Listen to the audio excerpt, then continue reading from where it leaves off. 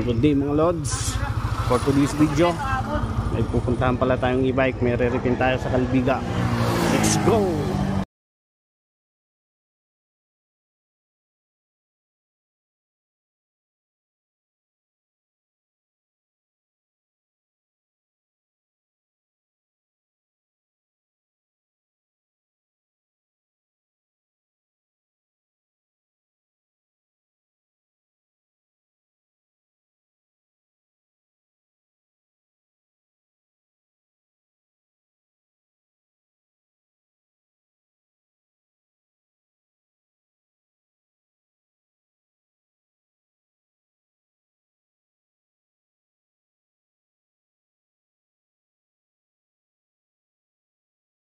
Ay, yung concern pala ng e-bike nito is maingay yung gulong pag kumaandar na siya.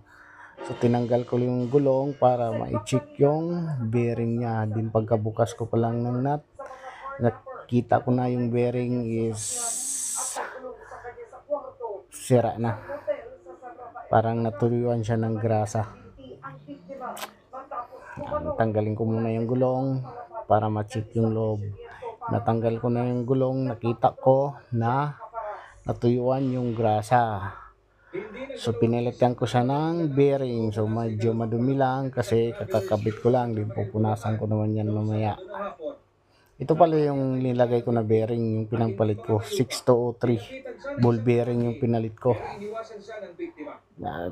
Napalitan ko na, din ibabalik ko na siya. Inagyan ko muna ng grasa dyan kasi nag-stack up na siya.